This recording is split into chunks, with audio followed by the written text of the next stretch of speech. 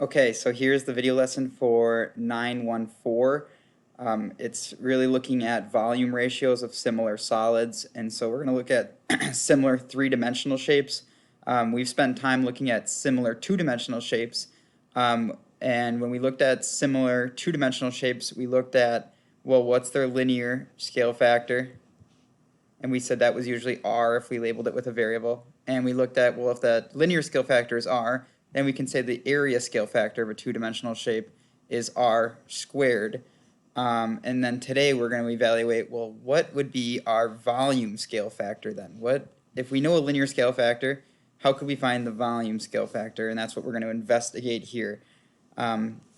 Hopefully we can do it somewhat quickly here, and we'll just get right into 9-41. All right, and so we're going to start talking about volumes of similar solids, meaning that if it's a similar solid, its length is growing the same as its width and the same of its height. And so like it's going to use these words, linear scale factor. Linear scale factor means it's going to, grow its length, grow its width, and grow its height all the same. All right, we're going to start here with 9-41A. So it says, describe the solid formed by the net at the right. What are the dimensions, meaning what's its length, its width, and its height? Well, I'm going to see this main part here as its base. Okay? And that base there is 4 by 3. And imagine if I could fold up. If I could fold up this part, it would have a height of 2. Okay? And so we right there already have actually all we need to find the volume of that solid. And so we'll come back to that in part C. But right now we know that that has a length of 4, a width of 3, and a height of 2. So now it's saying have each team member select a different enlargement ratio. Well, we're not going to do this part. We're not going to do this part because we don't need to. And we don't have teams and we don't have paper to cut out. All right, so we're going to move right into part C. All right, and on this one, it's going to tell us we're still using this shape up here, find the volume of your solid and compare it to the volume of the original solid. And so what we're going to do is we're going to find the original volume, and the original volume is going to remain the same. This is always going to be our original volume, and then we're going to grow our shape by a linear scale factor. Okay, and so let's start with the first one, and then hopefully the big one I'm actually going to focus on before I talk is this ratio of volumes. And so what we're going to do for the ratio of volume is we're always going to take our new volume and we're going to divide it by our old volume, and we're going to see kind of what's happening here. But let's start with, and I have actually a table down here. It's just a little bit bigger for me to write on, and so I'm going to be doing the most of the work down here. We're going to look first at linear scale factor of 1. And linear scale factor of 1 is our original shape, and so we need to find the volume of our original shape.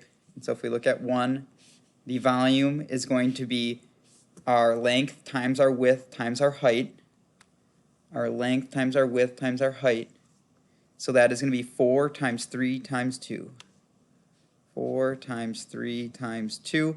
That gives me a volume of 12. Well, 4 times 3 is 12. 12 times 2 is 24. Okay, so my original volume is 24, and when my linear scale factor is 1, my new volume is the same at 24. All right, because linear scale factor of 1, my shape hasn't changed at all. It hasn't grown. It's remained the same, and so our volumes remain the same. Now when I do the ratio here, I need to do my new volume, which is 24, divided by my old volume, which is 24, and that gives me a volume ratio of just 1. Okay? So kind of nothing there, nothing new, nothing interesting there with 1, but we're going to see what happens as we keep going here. And so let's talk about a linear scale factor of 2. Okay? Well, if a linear scale factor of 2 is enlarging this shape, that means its length is getting enlarged by 2. Its length is getting enlarged by 2. Its width is getting enlarged by 2. And its height is getting enlarged by 2. Everything is getting scaled by that factor of 2. All right, and that's what it means to have that linear scale factor. Is every length, width, and height is growing. Our original volume hasn't changed. our original volume is still 24, but our new volume is going to be enlarged. And so instead of 4 here, it's got to be doubled. It's 8. Instead of 3, that got doubled to 6. Instead of 2, that gets doubled to 4. Okay? Again, because our length had to grow by 2, a factor of 2, our width had to grow by a factor of 2, and our height had to grow by a factor of 2. Now, when we multiply this out, I already need a calculator because these numbers are getting kind of big. And so I get 8 times 6. 8 times 6 gives me 48. Times 4 gives me 192 as my new volume. When I do my ratio of new volume over old volume, I do 192 divided by 24, and 192 divided by 24 gives me 8. So there's something kind of interesting. The first one was 1, now the second one for the ratio is 8. Let's keep going. Maybe we can see a pattern here. Okay, so we'll do 3.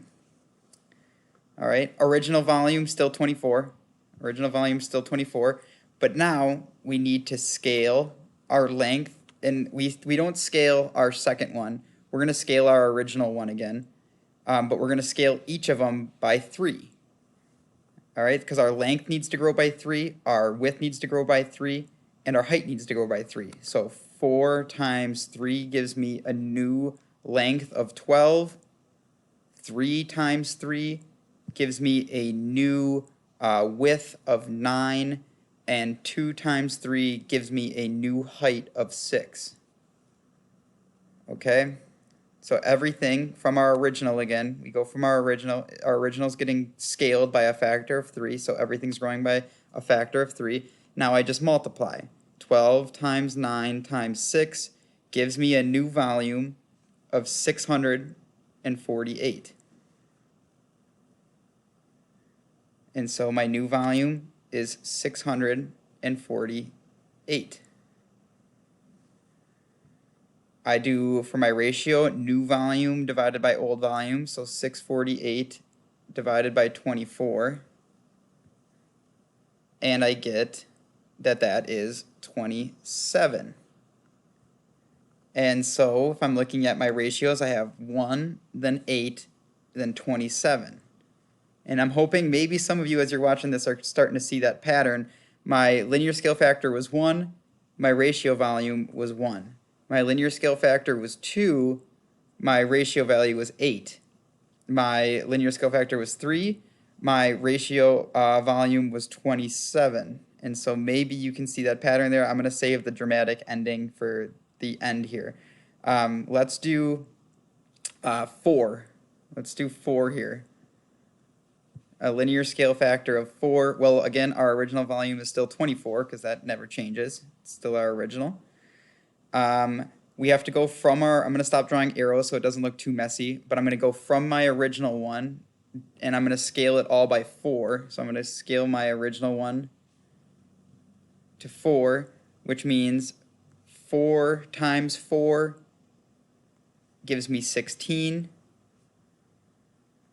3 times 4 gives me 12. And 2 times 4 gives me 8. So everything, length, width, height, all got multiplied by 4. And then I calculate this and do 16 times 12 times 8.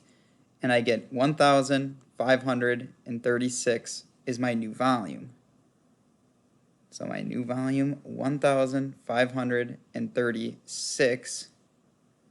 And when I do my ratio, I do the new volume divided by old, so 1,536 divided by 24, and I get 64 as my ratio.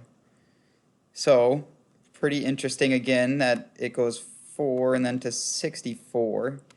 I'm going to erase, actually I'm just going to add a new column down here at the end for linear scale factor, original volume, new volume, and then the ratios, because there is one more that I'm missing. And so with the one I'm missing is when you get a linear scale factor of r, some variable r. Well, what we had, if you were seeing this, is we kept taking our original volume, we kept taking our original 4, 3, and 2 and multiplying it by our linear scale factor. And so we're going to do the same thing here. If we had 4 times 3 times 2 is our original, that means our original volume was 24. And we have to multiply our length, our width, and our height by our linear scale factor. And so this becomes 4r, because we multiplied 4 by r. This becomes 3r, and this becomes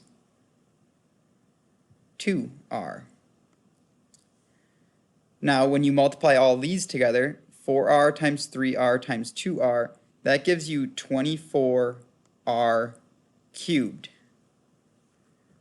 So I have my linear scale factor is r, my original volume is 24, my new volume is 24r cubed. And when I do my ratio, I need to do new volume divided by old, so 24r cubed divided by 24. The 24's cancel, and you're just left with r cubed. And if I go back quickly, this seems kind of odd, but I just answered my question of my of my volume scale factor. Linear scale factor was r, area scale factor was r squared, and now my volume scale factor is r cubed. Meaning, if you were given a volume, say 24, and you wanted to find the new volume, when it gets a linear scale factor of 2, what you would do is you would do 24 times your linear scale factor of 2, and you would cube it. And so you end up getting 24 times 2 cubed, and 2 cubed is 8, and 24 times 8 gives you 192. And if I go to my list here, 24 and then 192, and that's because 24 times 8 gives you 192. Okay, and so that's the big takeaway here, is we just discovered by working through this table here that to find our volume scale factor, or to find a new volume, we have to take our linear scale factor and cube it. All right. We'll get started on this second one here, but then the last two problems will be in the second video pretty much. And so for 9-42, I'm going to be flipping a little bit to the e-tool on this problem on the ebook, so make sure you're following along with that as well. Or at least before I get going with this problem, if you want to try it, make sure you're trying it with the e-tool. It helps you visualize it because we don't have hands-on blocks. But we're going to look at this here, this 1 by 1 by 3 cube, and we are going to build it on the e-tool. And so if I go to the e-tool, 9-42, I click on this e-tool, and it looks a little bit different because it's vertical, not horizontal, but it's still a 1 by 1 by 3 cube. Okay, so A we have done. We've kind of built it for us in the e-tool, so A is done. All right. Now it's saying if this shape gets enlarged by a scale factor of 2, how wide will it be? Or how wide will the new shape be? How tall and how deep? Well, the length, the width, this is a little different. So the width, the height, and the length all are going to get multiplied by 2. And so we will have a 2 by 2 by 6 shape or solid after it gets enlarged by a scale factor of 2. All right, again, and we saw that in 41, we're just multiplying length, width, height by that scale factor. All right, I'm going to finish C, D in the last problem in the next video.